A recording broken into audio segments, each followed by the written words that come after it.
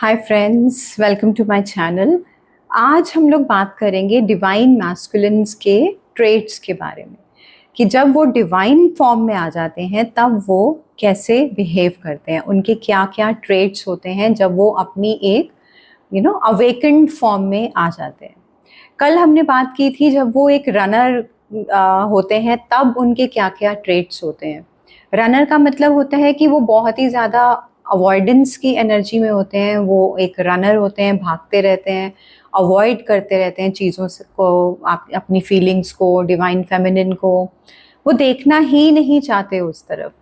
तो जब वो रनर होते हैं, एक तो वो चीज़ों को और फीलिंग्स को बहुत अवॉइड करते हैं, अवॉइडेंस की एनर्जी में होते हैं। दूसरा, बहुत ही ज़्यादा ईगो ड्रिवन होते हैं। और जब उनमें ट्रांसफॉर्मेशन आता है, जब वो अपनी डिफाइन फॉर्म में आ जाते हैं, जब वो अपने ऊपर हीलिंग करते हैं, अपने पैटर्न्स को समझने की कोशिश करते हैं और जब वो ट्रांसफॉर्म होके एक डिवाइन फॉर्म में आते हैं, तब कैसे वो चेंज हो जाते हैं, आज हम उस बारे में बात करेंगे। तो पहला इसमें साइन है कि वो बहुत ही ज़्यादा इमोशनली अवेलेबल हो जाते हैं। ही बिकम्स इमोशनली अवेलेबल। यहाँ पे क्या होगा कि वो अब अपनी फीलिंग्स को सप्रेस नहीं करेंगे और वो ओपन हो जाते हैं बात करने के लिए, ओपनली अपने प्यार को एक्सप्रेस करते हैं, ओपनली अपनी स्ट्रगल्स को एक्सप्रेस करते हैं। नहीं तो पहले क्या होता था, वो एकदम चुप, एक चुप उन्होंने लगा रखी अपने ऊपर, ना तो उन्होंने कोई बात बतानी, ना अपनी कोई बात शेयर करनी, ना ही कोई फीलिंग शेयर करनी, बस चुप, डिस्टेंस क्रिएट करके रखते थे वो हमेशा, है ना। लेकिन अब जो वो इमोशनली अवेलेबल होना शुरू होते हैं तो वो अपने आप को एक्सप्रेस करना सीख जाते हैं।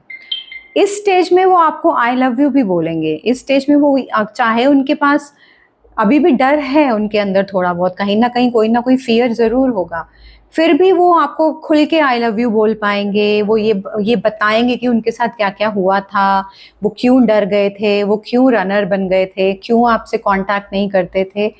तो वो इमोशनली थोड़े से अवेलेबल होना शुरू हो जाते हैं, ठीक है। The second point is he takes responsibility. इसका ये मतलब है कि अब वो अपने सर्कमस्टांसेस को ब्लेम नहीं करते, ना ही वो आपको ब्लेम करते हैं, ना ही वो अपने चाइल्डहुड को ब्लेम करते हैं, ना ही वो अपनी कार्मिक पार्टनर को ब्लेम करते हैं। अब वो अपनी हर चीज़ के लिए रिस्पॉन्सिबिलिटी लेना शुरू हो जाते हैं। उनको ये पता चल जाता है कि ये मेरे ही डिसीजंस हैं जो ऐसे हुआ ये सब कुछ, या मैं लाइफ में कहाँ स्टक हूँ। तो इतनी अवेयरनेस में वो इस टाइम तक आ जाते हैं कि वो दूसरों को ब्लेम करना बंद कर देते हैं और ऑनेस्टली हर चीज़ की रिस्पॉन्सिबिलिटी लेना शुरू करते हैं। The next point he is he stops running. यहाँ तक आते आते वो रन करना छोड़ देते हैं, और मतलब जैसे रनिंग का मतलब मेरा यहाँ पे कि जैसे वो डिसअपियर हो जाते थे, एक दिन आए एक दिन चले गए, हॉट एंड कोल्ड बिहेवियर, वो सब चीज़ें ख़त्म हो जाती हैं। जब तक वो एक डिवाइन एनर्जी में आते हैं तब तक उनका ये सब चीज़ें ख़त्म हो जाती हैं। ब्लॉक करना, अनब्लॉक करना, है ना, ये अननेसेसरली का डिस्टेंस क्रिएट कर लेना आपस में, वो सब चीज़ों को वो कहीं दूर पीछे छोड़ आते हैं, ठीक है।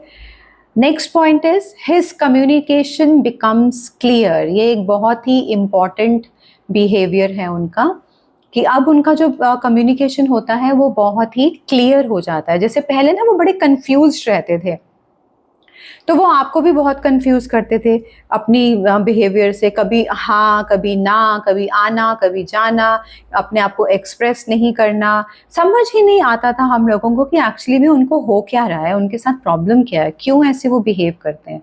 फिर डिस्टेंस क्रिएट कर लेना, फिर अपनी कार्मिक के पास चले जाना।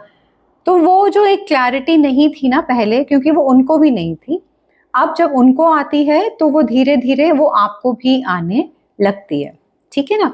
तो वो जो अपना कम्युनिकेशन जो होता है उनका, वो थोड़ा थोड़ा क्लियर होने लगता है। Next point is he becomes consistent. ये भी बहुत इंपॉर्टेंट पॉइंट है, क्योंकि पहले वो बिल्कुल भी कंसिस्टेंट नहीं होते। वो उनका हॉट एंड कोल्ड बिहेवियर आपने देखा ही होगा, चलता ही रहता है। एक दिन अच्छे से बात करेंगे, 4 महीने गायब। उसके बाद एक दिन मिलने आएंगे, फिजिकल इंटीमेसी होगी, 6 महीने गायब। तो वो कंसिस्टेंट नहीं रहते। कंसिस्टेंट का मतलब होता है कि एक ही जैसा सॉरी एक ही जैसा बिहेवियर रखना। अब क्या होता है, जब वो डिवाइन एनर्जी में आ जाते हैं तो वो कंसिस्टेंट हो जाते हैं।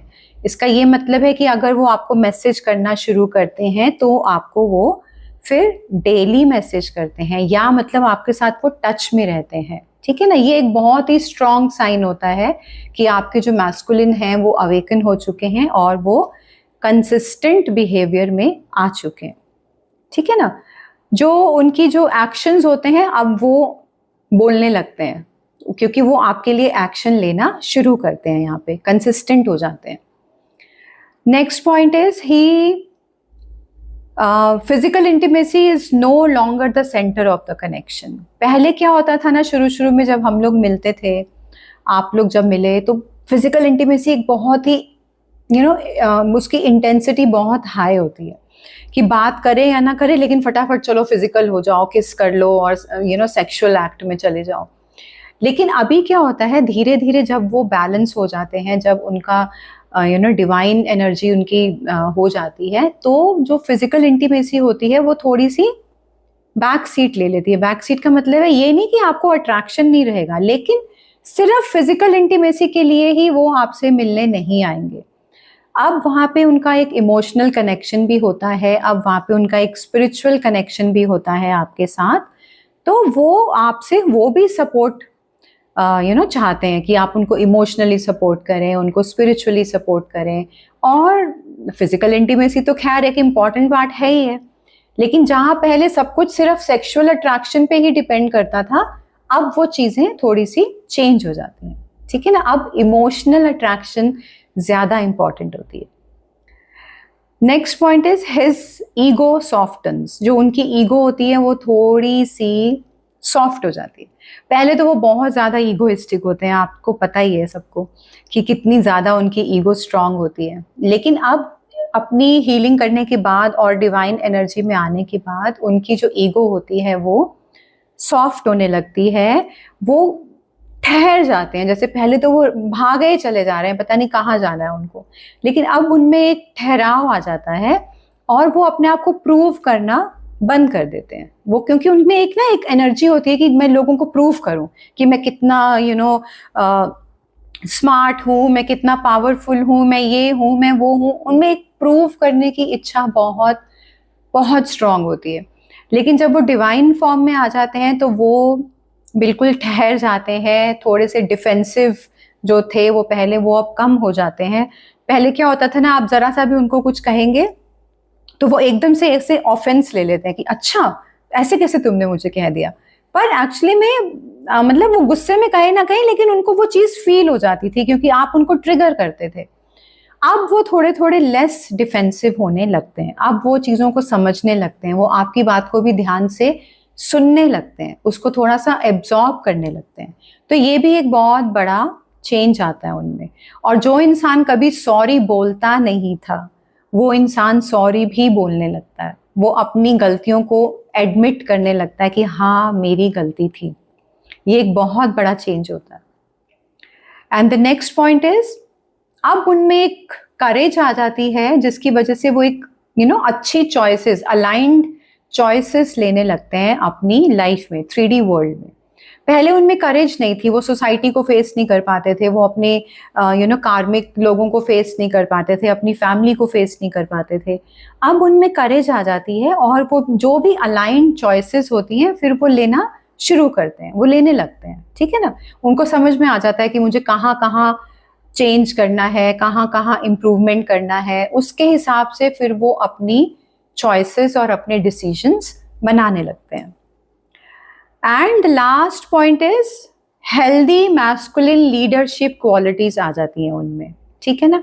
अब वो इनिशिएट करते हैं, जो पहले बिल्कुल नहीं करते थे, अब वो इनिशिएट करते हैं चीज़ों के लिए, इनिशिएट करते हैं आपसे कांटेक्ट बनाने के लिए, इनिशिएट करते हैं 3D वर्ल्ड में चीज़ों को और बेटर करने के लिए। तो हर चीज़ में वो लीडरशिप क्वालिटी में आते हैं।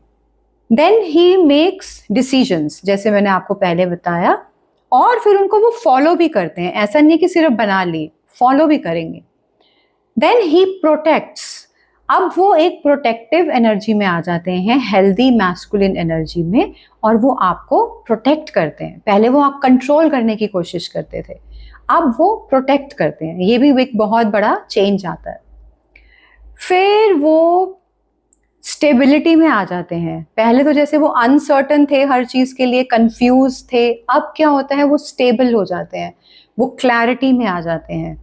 एंड उसके बाद वो अपनी डीएफ से कुछ लेने की बजाय उसको देना शुरू करते हैं। पहले तो क्या होता था ना कि डीएफ की एनर्जी चाहिए उन्हें, डीएफ से उनको हीलिंग मिलती थी, तो उनको लगता था कि मैं कांटेक्ट करूं। और फिर कई बार आपने सुना ही होगा कि वो पैसे लेके भाग जाते हैं, वो ये करते हैं, वो करते हैं। इस स्टेज तक आते आते ऐसा कुछ नहीं रहता, अब वो देने की एनर्जी में आ जाते हैं। ही स्टार्ट्स गिविंग, तो अब वो नर्चर करना शुरू करते हैं। तो इतना ड्रास्टिक चेंज आता है जब वो अपने डिवाइन फॉर्म में आते हैं, उनका बिहेवियर टोटली चेंज हो जाता है। जब वो डिस्टॉर्टेड फॉर्म में थे, जब वो रनर थे, तो उनका बिहेवियर टोटली अलग था, और जब वो डिवाइन फॉर्म में आते हैं तो उनका बिहेवियर टोटली डिफरेंट होता है। ठीक है गाइस? और कल वाली ही अनाउंसमेंट मैं दोबारा करना चाहूँगी कि मैंने एक अपना basic inner work programme design किया है 3 मंथ्स के लिए, 12 वीक्स के लिए। My number is there in the description box. अगर आप जानना चाहते हैं उसके बारे में तो आप मुझे व्हाट्सएप कर सकते हैं। ठीक है? Thank you so much, take care, bye bye.